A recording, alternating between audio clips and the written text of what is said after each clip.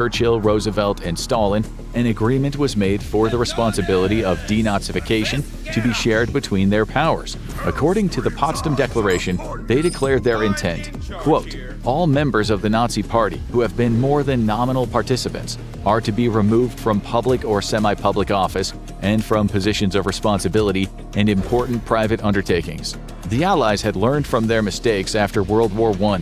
Under the Treaty of Versailles and other related sanctions, Germany as a nation had been crippled as a punishment for its indiscretions. The Central Powers, the coalition forces headed by the German Empire, were made to pay 132 billion gold marks in reparations, around $600 billion in today's money. The country was broken, impoverished, and humiliated, which was the very cocktail of desperation, resentment, and frustration that rolled out the red carpet for the rise of Hitler and the Nazis. It let them harness the discontent of the people through the plays toward nostalgia for an imagined past, extreme nationalism, and scapegoating of minorities, though particularly the Jewish people. To keep history from repeating itself, the Allies knew that they had to go deeper than just defeating an army. They had to tear Nazism out by the roots. If they didn't, it could start growing again the second it was left unattended. The first step in this process was splitting Germany apart into 4 occupied zones: Northwest Germany, controlled by Britain; Southwest Germany, controlled by France; Southeast Germany, controlled by the United States; and Northeast Germany, controlled by the Soviet Union. And seeing as each of these nations had very different perspectives on the best methods for burning out the Nazi scourge, while of course benefiting themselves, Germany became a kind of experimental petri dish for denazification methods. The first step across basically all of these segments was a series of automatic arrests. Active Nazi devotees in positions of power, such as police, civil servants, and of course SS members, were fired from their jobs and taken to Allied internment camps without trial. 400,000 Germans ended up being taken to these camps in the 5-year period between 1945 and 1950, with the lion's share of those being taken by the Soviets. And that's because the Soviets running the northeast of Germany weren't just arresting Nazis. They were also locking up their other political opponents in the region who might act as a roadblock to later Soviet influence in the area. The camps for these non-Nazi political opponents were called special camps, because the Soviets weren't really great at euphemisms. As the second sweeping move made by the Allied powers, the Nazi Party was banned. Anyone who was caught advocating the ideas of the Nazi Party would be sentenced to death. But there was so much more to denazifying Germany than just putting the most obvious Nazis in internment camps and threatening the official structure of the party. Hitler's party had been in power for 12 years, and his ideology and symbols had been weaving their way through German culture for years before that. And seeing as the Nazis were utterly obsessed with branding, they had put their signs and symbols all across the country. So the first step, and one of the things that has remained a facet of German law to this day, was completely outlawing the use of the swastika in public life. But that was just the beginning. The US Army took the reins of the German media. Suddenly, 37 German newspapers and 6 radio stations. They also controlled 314 theaters, 642 cinemas, 101 magazines, and 237 book publishers. And on top of that, almost 7,400 book dealers and printers were under their command.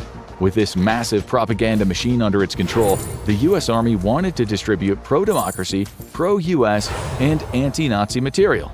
They hoped to start pushing back on the years of Nazi media that had been reshaping German minds. Ironically, in order to pursue their vision of complete denazification, the US Army employed some Nazi tactics. Most infamously, they made a list of thousands of book titles that were deemed an ideological threat, advancing Nazi views throughout the nation. These books were confiscated and destroyed, not unlike the Nazi book burnings, a comparison that even the military directorate of the US admitted did have some grounds.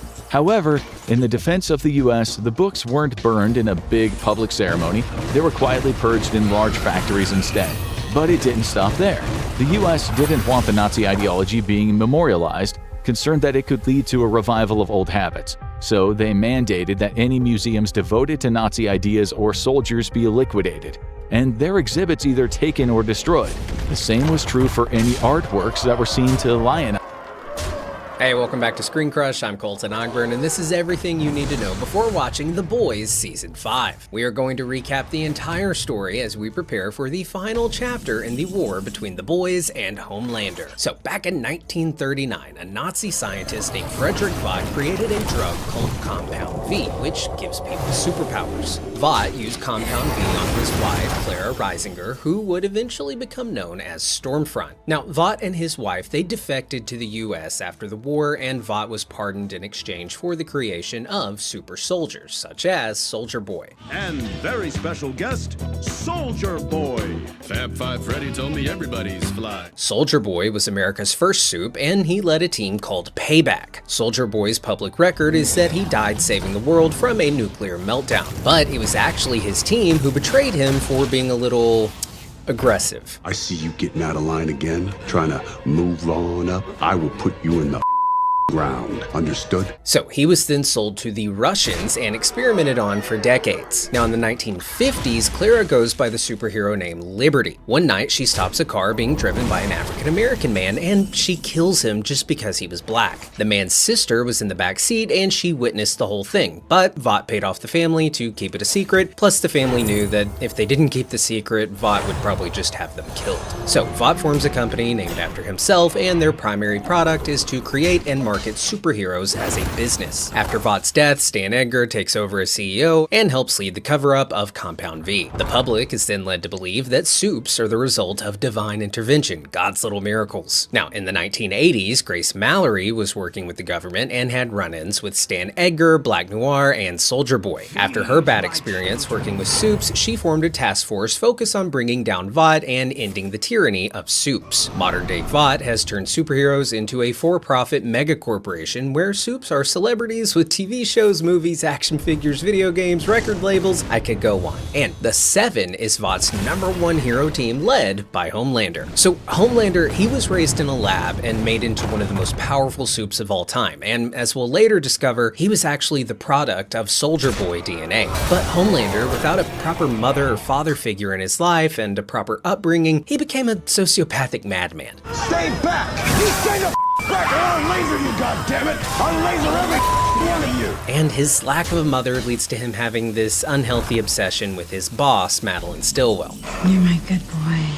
Now, in 2011, a hard-ass named Billy Butcher was married to a woman named Becca, who worked at Vought in the marketing department. They were a very in-love, beautiful couple. Now, we later learned that Homelander took advantage of Becca, and she has been believed dead or missing for the past 8 years. But Butcher has kept the faith that she is alive.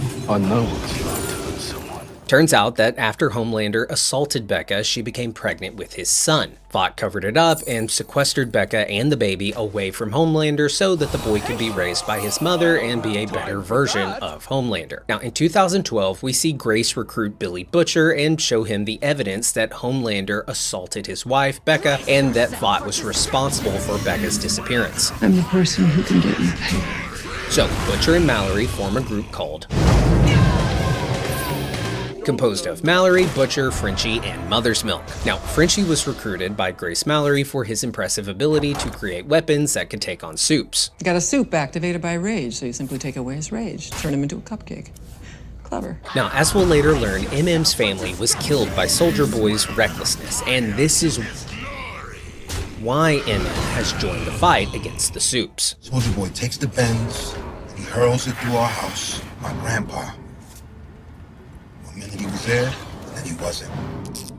What's that noise? Is it danger? Oh, sorry. I was just using my Fume as a fidget toy. You guys know Fume. They're one of the longest running sponsors that we have here on the channel, and it's helped me so much to curb my bad habits. First off, this is not a vape. There are no electronics, no combustions. It's just a way to draw in flavored air. It uses these plant-based cores that come in many different flavors, and these flavors are a lot lighter than what you get vaping. Kind of like how flavored water is lighter than soda. So it's like carrying a breath freshener with me at all times. I used to be really bad about biting my lips when I got anxious and I'd pick at my fingers and stuff like that, but having a Fume to, draw in air or do this, it's a really great way for me to fidget without instead picking at my lips or on my thumb. So right now, if you grab a Fume Journey Pack, you get a free Fume Topper just by using my code ScreenCrush. This is a soft, replaceable, chewable mouthpiece, so I have something to chew when the craving hits. So head to tryfume.com, that's TRYFUM.com, and use code ScreenCrush to get your free Fume Topper with your Journey Pack today. Now, back to what I was saying. Now, in early 2012, a former member of the Seven, Lamplighter, was blackmailed by the boys into being a spy. You're going to tell us every single thing you see and hear at the tower. Especially when it comes to Homelander. Having had enough, Lamplighter went to Mallory's house to kill her, but he ended up burning her grandchildren alive. I thought this was behind me, but it's not. After the death of her grandchildren, Mallory disbanded the boys, but now, 5 years later, Butcher has started reassembling the team, starting with Frenchie. Means you brought that 40,000 you owe me? Now, VOD, it is an international mega corporation who owns the world's premier superhero team, the Seven. Other members of the Seven include Queen Maeve, she's a lot like Wonder Woman, we've got the Deep, a super creepy Aquaman, there's A-Train, a full of himself speedster, Translucent, he can turn invisible. Translucent doesn't even mean invisible. That means semi-transparent. Black Noir, he's kind of like Snake Eyes from G.I. Joe, and he's also got some Ultraman vibes from the new Superman movie. And then there's the new girl, Annie January, aka Starlight. Now, as a child, she participated in super song and dance pageants primarily because her mother forced her to. But I hated it. I mean, I can still smell the hairspray. Now, Annie believes that superheroes are actual crime fighters until her first day on the job when she is sexually assaulted by the Deep. Just roll with the punches, and then you know what happens? All your dreams come true. Now, meanwhile, Huey Campbell and his girlfriend Robin, they are standing on a New York City sidewalk, gazing into each other's eyes, very in love, when out of nowhere, Robin explodes. Turns out that the speedster A-Train ran straight through Robin, leaving her severed arms in Huey's hands. Robin! Now, we later learned that A-Train was whacked out on Compound V that he was abusing to increase his speed. Now, Vought covers for A-Train and helps him promote the lie that Robin was standing in the street and that A-Train was in the midst of chasing bank robbers. They offer Huey $45,000 in exchange for him signing an NDA. So Huey, feeling distraught and defeated, is approached by Billy Butcher, who offers him a shot at revenge. What exactly can I do for you? No, you got it all wrong, Huey. That's what I can do for you. Butcher tells a naive Huey all the awful truths about Vought and the Soups. Multi-billion-dollar global industry supported by corporate lobbyists and politicians on both sides. So Butcher convinces Huey to visit Vought Tower for an apology and plant a bug for Butcher in the Seven's conference room. Huey goes through with the plan, but Translucent sees Huey plant the bug. So now this complicated friendship of Billy and Huey and their joint mission to take down Vought has begun, and they're both living in grief and seeking revenge. And the first Soup they take down is Translucent, who follows them after seeing them plant the bug in Vought Tower. That ain't the invisible. So after they take down Translucent, they take his body to Frenchie's and they place him in an electric cage. And as we'll soon learn, his skin is impenetrable and this makes him very hard to kill. So within Translucent and every member of the Seven is a tracking chip, and the clock is ticking as Homelander closes in on their location. He can't pinpoint the exact location though because their hideout is covered in foil. So Frenchie then devises a plan to place an explosive inside of Translucent. Did you do to me? He stuck a lump of plastic. While Billy and Frenchie are out, Translucent escapes his cage and Huey is forced to detonate the explosive. And it was at this moment that Huey crossed that line and became one of the boys. His hands were no longer clean. Around this time, Huey and Starlight coincidentally meet on a park bench and they really hit it off. I'm gonna take that son of a bitch's head clean off his body. Okay, wow, that was... okay. And later, he gets her number. Would you like my number?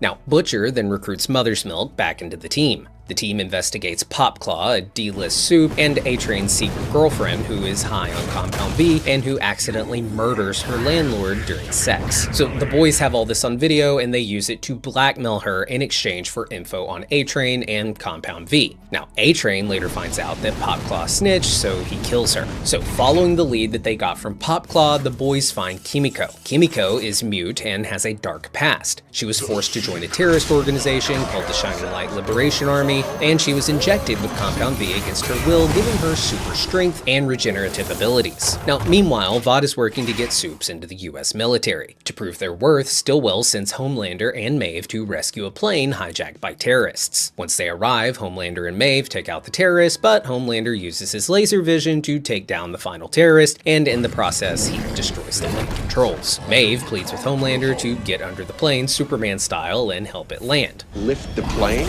How? There's nothing to stand on. And when he shoots down that idea, her last plead is for him to at least take these two little girls. Homelander refuses to save anyone and insists that Maeve come with him if she wants to live. They then leave the plane to crash into the ocean, everyone dies, and Homelander ends up using the whole disaster to persuade the public to allow Supes into the military. If NORAD called us before they scrambled jets, then we could have saved them. So Starlight is then sent to the Belief Expo. The Belief Expo is an extremist gathering promoting Christian values from a far-right political perspective. Homelander goes off book at the expo and gives a speech to appeal to his right-wing base. Wasn't I chosen to save you? Now, while Starlight also abandons her speech and goes rogue and reveals to the world that she was assaulted, Stillwell realizes that this is bad PR and she forces the Deep to issue a public apology, and he is sent on a sabbatical to Ohio. So Butcher has a contact in the CIA, Susan Rayner, who wants to help keep Supes out of the military. But then it is revealed that there is a Supe terrorist on foreign soil, and we learn that Homelander distributed Compound V to the Middle East terrorist organization so that they could create their own Supes